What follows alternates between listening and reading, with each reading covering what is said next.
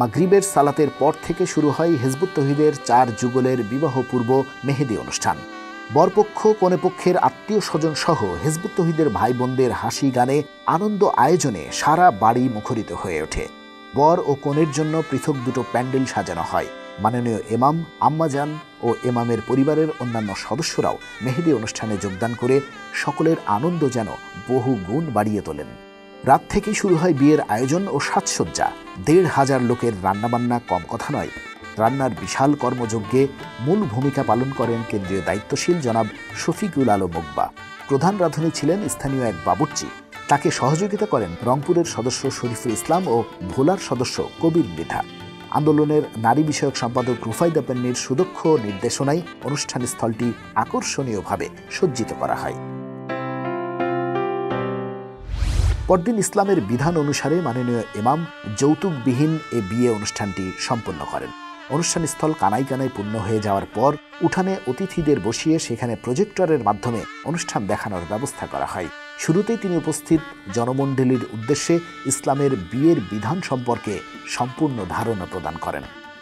বিয়ে করতে বসবেন, আল্লাহর কি হুকুম।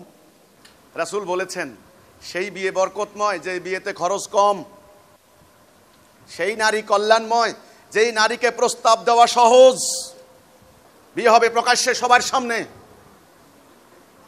এই জন্য ইসলামে আমরা নীতি করেছি আমাদের হিজবুত তাওহীদের মধ্যে, পালিয়ে গিয়ে বাপ মায়ের অনুমতি ছাড়া পালিয়ে গিয়ে বিয়ে করলে আমি সেই বিয়েকে অ্যাকসেপ্ট করব না।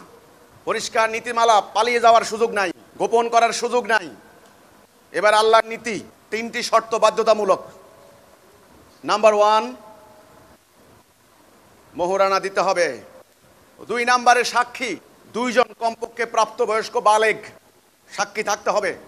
আলহামদুলিল্লাহ আজকে আমরা এখানে শত শত নারী পুরুষ। 3 নম্বরে রাজি খুশি, জোর করে বিয়ে হবে না। এরপর পাত্রগণ জনসম্মুখে যার যার নির্ধারিত পাত্রীগণকে বিয়ের প্রস্তাব পেশ করেন এবং অনুষ্ঠান স্থলেই সম্পূর্ণ দেনমোহর পরিশোধ করেন। আমি মোহাম্মদ জিয়াউদ্দিন। আমি মোহাম্মদ সাইফুল ইসলাম। আমি মোহাম্মদ আমজাদ হোসেন। আমি মোহাম্মদ নাহিদ মোল্লা। আপনি মোসাম্মদ ইসমতারা বক্সিকে এই উপস্থিত সাক্ষীগণের সম্মুখে হাজিরা মজলিসে নগদ ৮,০০০ টাকা দেনমোহর প্রদান করিয়া বিবাহের প্রস্তাব করিলাম। আপনি কি রাজি? জি আলহামদুলিল্লাহ। জি আলহামদুলিল্লাহ। জি আলহামদুলিল্লাহ। জি আলহামদুলিল্লাহ।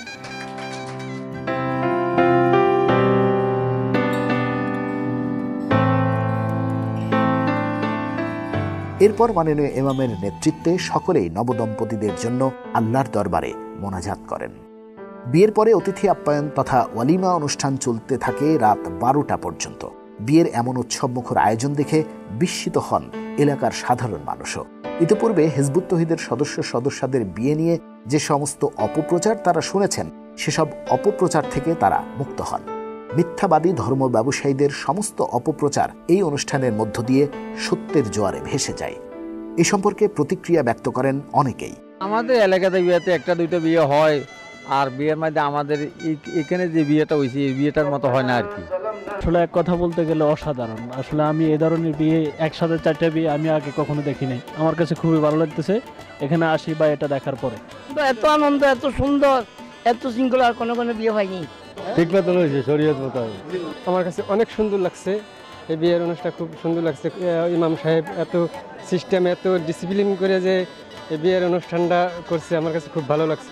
আপনাদের যে মূল ধারার দিকে নিয়ে আসা মানুষ দেখে এটা খুব ভালো লাগছে। 3 লাখ 4 লাখ টাকা কাবিন করলে সেই কাবিনগুলো দেখা গেছে যে অনেকজন শোধ করতে পারে না, দিতে গেলে একটু দিতে হবে। মেয়ের বারে কয় ছেলের বাবা দেখ, ছেলের বাবা কয় মেয়ের বাবারে দেখ, এগুলো একটা বিভ্রান্তি হয়। আমার কাছে ছোটোখাটো কারণে একটু ভালো লাগছে, সুন্দর লাগছে যে এখানে কাবিন নিয়ে কোনো বাড়াবাড়ি নাই, যার যতটুকু সমর্থন আছে সেটা দিয়ে সে বিয়ে করছে। এবং কি এই যে হাজার হাজার মানুষের সামনে প্রকাশ্যে ছেলে মেয়ের দুজনের সম্মতি কমে এই বিয়েটা হয়েছে, এটা দেখিও অনেক ভালো লাগছে। কোনো জোরপূর্বক নাই। এখন তো অ্যাভেলেবেল আমাদের সমাজে আছে, ছেলে অনেক সময় জানে না বা মেয়ে জানে না, গাইডিয়ানরা ঠিক করিয়ে নেয়, কেউ কারো খবর রাখে না।